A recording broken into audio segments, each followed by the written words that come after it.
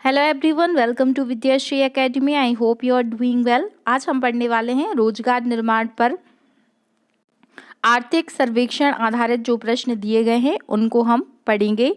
Start करते हैं first question से। भारत का पहला आर्थिक सर्वेक्षण किस वर्ष प्रस्तुत किया गया था? राइट आंसर होगा 1950-51 में पहला आर्थिक सर्वेक्षण जो इकोनॉमिक सर्वे होता है उसे क्या किया गया था, प्रस्तुत किया गया था। नो डाउट आर्थिक सर्वेक्षण से आपको एक क्वेश्चन और एक क्वेश्चन बजट से आपके एग्जाम में जरूर आएगा, इसलिए आप यदि ये 20 से 25 प्रश्न सॉल्व कर लेते हैं तो आप डेफिनेटली एक नंबर गेन कर सकते हैं। प्रारंभ में आर्थिक बजट के साथ ही प्रस्तुत किया जाता था, किंतु बाद में इसे बजट से अलग किया गया। जब 1950-51 में पहली बार आर्थिक सर्वेक्षण और बजट आया था तो एक साथ आया था, बट 1964 से इसको सेपरेटली मींस बजट और इकोनॉमिक सर्वे को अलग अलग प्रस्तुत किया जाने लगा। नेक्स्ट क्वेश्चन है, आर्थिक सर्वेक्षण 2022 के अनुसार आने वाले वित्तीय वर्ष में जीडीपी की विकास दर कितनी रहेगी? मोस्ट इम्पॉर्टेंट क्वेश्चन है ये। डायरेक्टली ऐसे क्वेश्चन पूछे गए हैं लास्ट ईयर के एग्जाम में, चाहे आप एमपीपीएससी का एग्जाम देख लीजिए या वेरियस टाइप के एग्जाम में आपको जो जीडीपी का प्रोडक्शन किया जाता है वेरियस इंस्टीट्यूट के द्वारा वो आपको देखने मिलेगा। तो 6 से लेकर 6.8% तक जो है वो जीडीपी का विकास दर होने वाली है। आर्थिक सर्वेक्षण के अनुसार भारत दूसरा सबसे बड़ा टीकाकरण अभियान चलाने वाला देश है, जिसने कितने बिलियन वैक्सीन की खुराक का उपयोग किया है? तो आपको याद रखना है कि दुनिया में सबसे अधिक सेकेंड नंबर पर जो वैक्सीनेशन का जो अभियान चलाया गया वो हमारे प्यारे भारत देश में चलाया गया। यहाँ पर आपको बताना है कि कितने बिलियन वैक्सीन की खुराक का उपयोग किया गया है। ऑप्शन दिए गए हैं 1 बिलियन, 2 बिलियन, 3 बिलियन या नन ऑफ दीज। यहाँ पर जो राइट आंसर होगा वो होगा 2 बिलियन। 2 बिलियन से अधिक है और सेकेंड नंबर क्या है, वैक्सीनेशन में इंडिया का रैंक है। तो आपको बस 2 याद रखना है तो ये बन जाएगा। नेक्स्ट क्वेश्चन है कि आपातकालीन क्रेडिट लिंक गारंटी योजना द्वारा किन उद्योगों को आय संबंधी समस्याओं में कमी आई है? सूक्ष्म उद्योग, लघु उद्योग, मध्यम उद्योग या उपरोक्त सभी? यहाँ पर जो राइट आंसर होगा वो होगा ऑल ऑफ दीज। जो एमएसएमई सेक्टर है उसमें इस योजना से हेल्प मिला है। वित्तीय वर्ष 2023 में स्वास्थ्य क्षेत्र में सरकार का बजट सकल उत्पाद जीडीपी के कितने प्रतिशत रहा है? क्वेश्चन ये पूछ रहा है कि हेल्थ सेक्टर में सरकार का जो बजट है वो जीडीपी का कितना % रहा है। क्योंकि अभी कोविड के टाइम पे जो हेल्थ का इशू है वो सबसे ज़्यादा हाईलाइटेड रहा है, इसलिए प्रश्न पूछा गया है। 4 ऑप्शन दिए गए हैं 1.6, 2.1, 1.9 या 2.5। आप अपना आंसर सोच लीजिए कि क्या हो सकता है। यहाँ पर जो राइट आंसर होगा वो होगा 2.1%। 2.1% जो है वो हेल्थ सेक्टर में पैसा खर्च किया गया है टोटल जीडीपी का, ये आपको याद रखना है। नेक्स्ट क्वेश्चन है, आर्थिक सर्वेक्षण 2022-23 के अनुसार वर्ष 2022-23 में कितने करोड़ लोग आयुष्मान भारत योजना से लाभान्वित हुए हैं? ये क्वेश्चन भी काफ़ी महत्वपूर्ण है। आयुष्मान भारत योजना की शुरुआत कब हुई थी ये आप मुझे कमेंट बॉक्स में लिखकर बताएंगे। अभी तक आयुष्मान भारत योजना से 22 करोड़ लोग लाभान्वित हो चुके हैं। संयुक्त राष्ट्र बहुआयामी गरीबी सूचकांक के अनुसार 2005-6 और 2019 से लेकर 21 के बीच में कितने करोड़ लोग गरीबी रेखा से बाहर हुए हैं? देखिए ये क्वेश्चन ना आप प्रीलिम्स के अकॉर्डिंग तो है ही, एज वेल एज मेंस के लिए बहुत महत्वपूर्ण है। क्योंकि जब आप मेंस में आंसर अपना लिखेंगे, लाइक आपको कोई गरीबी से रिलेटेड क्वेश्चन आया कि गरीबी के उन्मूलन में भारत सरकार के योगदान को बताइए, तो रटा रटाया वो 2-5 योजनाएं गरीबी हटाओ और पंचवर्षीय योजनाओं के तहत ये प्रावधान किए गए वो सब लिखेंगे। बट अगर आप अच्छा रैंक लाना चाहते हैं तो आपको अपने आंसर में 1 या 2 पॉइंट करंट अफेयर के इंक्लूड करने पड़ेंगे, जो आपकी कॉपी को दूसरों से बेहतर बनाएगा। तो ये वही पॉइंट है जो आप यूज़ कर सकते हैं कि 2005-6 से लेकर 2019-20 तक इन 15 सालों में भारत जो है वो 31 करोड़ लोगों को गरीबी रेखा से मुक्त कर चुका है। अगर आप लोग चाहेंगे तो मैं एक आंसर राइटिंग पर भी किस तरीके से आंसर लिखा जाता है उस पर एक सेपरेटली वीडियो लेकर आऊँगी, अगर आप लोग चाहेंगे तो। नेक्स्ट क्वेश्चन है कि आर्थिक सर्वेक्षण के अनुसार वर्ष 2020-21 में बेरोजगारी दर कितने प्रतिशत हो गई है। यहाँ पर 4 ऑप्शन दिए गए हैं। बेरोजगारी का आलम कुछ इस कदर छाया हुआ है कि क्या ही बताएं। 4.2%।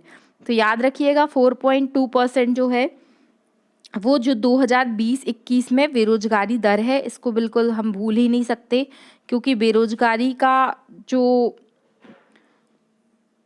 डेटा है वो हम कैसे भूल सकते हैं, सरकार तो वो याद दिलाती ही रहती है। फिर आर्थिक सर्वेक्षण के अनुसार वर्ष 2020-21 में ग्रामीण महिला श्रम बल भागीदारी कितने प्रतिशत है।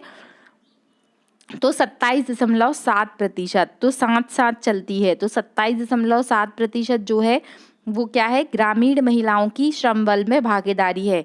देखिए हम बिल्कुल याद कर लेंगे, आप ये मत सोचिएगा इतना सारा डेटा कैसे याद होगा। 31 लास्ट 15 ईयर्स में 31 करोड़ लोगों को गरीबी रेखा से बाहर निकाला जा चुका है।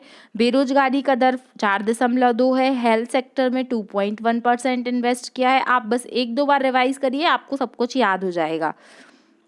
और ग्रामीण जो महिलाएं हैं उनकी श्रम बल में भागीदारी कैसी है, तो साथ है, मतलब 27.7% जो है भागीदारी ग्रामीण क्षेत्र में महिलाओं की श्रम बल में है। नेक्स्ट क्वेश्चन है, आर्थिक सर्वेक्षण के अनुसार 2022-23 से 2027 तक कितने पीएम श्री स्कूलों का निर्माण किया गया है। तो पीएम श्री स्कूल काफ़ी चर्चा में रहे हैं। ये इसका जो उद्घाटन है वो इसीलिए किया गया था क्योंकि जो इंफ्रास्ट्रक्चर है उसको डेवलप किया जाए। तो 14,500 पीएम श्री स्कूलों का निर्माण किया जाएगा 2023 से 2027 के बीच में। नेक्स्ट क्वेश्चन है, राष्ट्रीय हरित हाइड्रोजन मिशन के माध्यम से हरित हाइड्रोजन पर निर्भर होकर किस वर्ष तक भारत ऊर्जा के क्षेत्र में आत्मनिर्भर हो जाएगा। ये प्रश्न मैंने आपको करेंट अफेयर वाले वीडियो में कई बार बताया है कि 2047 तक जो भारत का टारगेट है वो क्या है कि आत्मनिर्भर हो सके हम ग्रीन एनर्जी में। और कार्बन न्यूट्रल की बात करते हैं तो वो टारगेट रखा गया है 2070 तक। भारत के पहले सॉवरेन ग्रीन बॉन्ड फ्रेमवर्क की रूपरेखा को कब मंजूरी दी गई। 4 ऑप्शन दिए गए हैं यहाँ पर। अप्रैल 2022, मई 2022, नवंबर 2022 या दिसंबर 2022। जो राइट आंसर होगा वो होगा नवंबर 2022 तक क्या किया गया है, जो सॉवरेन ग्रीन बॉन्ड है उसके फ्रेमवर्क को मंजूरी दी गई है। नेक्स्ट क्वेश्चन है, सर्वेक्षण के अनुसार अक्टूबर 2022 तक राष्ट्रीय सौर मिशन के तहत एक प्रमुख मैट्रिक स्थापित सौर ऊर्जा क्षमता कितनी है। तो यहाँ पर बात की जा रही है राष्ट्रीय सोलर मिशन की। राष्ट्रीय सोलर मिशन के अनुसार जो सौर क्षमता है वो है 61.6 गीगावाट। इसको याद रखिएगा, 61.6 गीगावाट जो है वो सौर ऊर्जा की क्षमता है। नेक्स्ट क्वेश्चन है कि आर्थिक सर्वेक्षण के अनुसार पिछले 6 वर्षों में कृषि की औसत वार्षिक वृद्धि दर कितनी प्रतिशत रही है। बहुत ही महत्वपूर्ण है क्योंकि कृषि के आंकड़े पूछे जाते हैं। तो लास्ट 6 ईयर में कृषि की जो एवरेज ग्रोथ रेट रही है वार्षिक एनुअली वो कितनी है। यहाँ पर आपको 4 ऑप्शन दिए गए हैं। जो राइट आंसर है वो है 4.6%। याद रखिएगा 4.6% जो है वो कृषि की आर्थिक वृद्धि दर रही है। फिर भारत कृषि उत्पादों के सकल निर्यातक के रूप में उभरा है। वर्ष 2021-22 में कृषि निर्यात कितने बिलियन डॉलर रहा है। तो 50.2 जो बिलियन डॉलर है वो हमने क्या किया है, कृषि निर्यात करके भारत सरकार ने कमाया है। इसको याद रखिएगा। सर्वेक्षण के अनुसार 2020-21 में कृषि में निजी निवेश कितने प्रतिशत रहा है। 9.3% रहा है। आप क्या करिएगा, जो ये आंकड़े हैं इसकी एक सेपरेट लिस्ट बनाइएगा, उसको कम से कम एक दिन में 2 बार रिवाइज कीजिए। 2-3 दिन पढ़ेंगे आपको एकदम याद हो जाएंगे सारे डेटास। फिर वर्तमान में न्यूनतम आधार कीमतें जो MSP है, मिनिमम सपोर्ट प्राइस, जो कि सभी अनिवार्य फसलों के लिए घोषित की जाती है। अखिल भारत औसत उत्पादन लागत का कितना गुना होता है। यहाँ पर 4 ऑप्शन दिए गए हैं। जो राइट आंसर होगा वो होगा 1.5 गुना। एक बार फिर से पढ़ते हैं इस क्वेश्चन को कि जो MSP है, MSP के द्वारा क्या किया जाता है कि जो अनिवार्य फसलों के लिए घोषित की जाती है। तो अखिल भारतीय औसत उत्पादन लागत का कितनी गुना बड़ा है MSP के द्वारा, तो 1.5 गुना बड़ा है। आर्थिक सर्वेक्षण के अनुसार औद्योगिक क्षेत्र 2022-23 की पहली छमाही द्वारा सकल मूल्यवर्धन जो जीवीए होता है, ग्रॉस वैल्यू एडेड, इसमें कितने % की वृद्धि हुई है? तो जीवीए में क्या है, 3.7% की ग्रोथ हुई है। इसको याद रखिएगा, याद होता है तो ठीक है, नहीं होता तो कोई टेंशन की बात नहीं है। नेक्स्ट क्वेश्चन है कि आर्थिक सर्वेक्षण के अनुसार मोबाइल फ़ोन निर्माण में भारत का विश्व में कौन सा स्थान है? तो भारत का रैंक है सेकंड रैंक मोबाइल फ़ोन के निर्माण में है। फर्स्ट रैंक कौन है, आप समझ गए होंगे, कमेंट बॉक्स में बताइएगा। आर्थिक समीक्षा के अनुसार 2022 में सेवा क्षेत्र में कितनी प्रतिशत वृद्धि रही है? तो सेवा क्षेत्र में 8.4% वृद्धि रही है। इसको भी याद रखिएगा।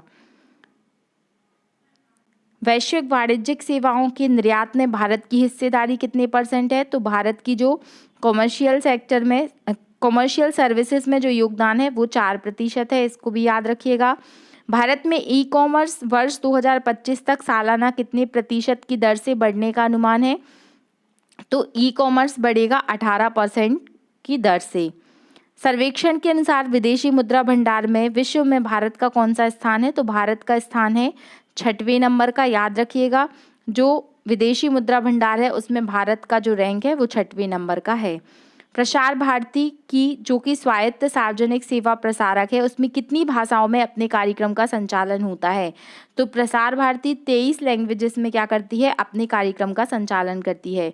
तो ये जो प्रश्न है ये बहुत ही महत्वपूर्ण है, आर्थिक सर्वेक्षण से रिलेटेड है। आपको लग रहा होगा इतना सारा डेटा कैसे याद होगा, 2-3 बार सुनिए, याद हो जाएगा। मैं PDF डिस्क्रिप्शन में आपको दे दूंगी, आप वहाँ से भी इसको पढ़ सकते हैं।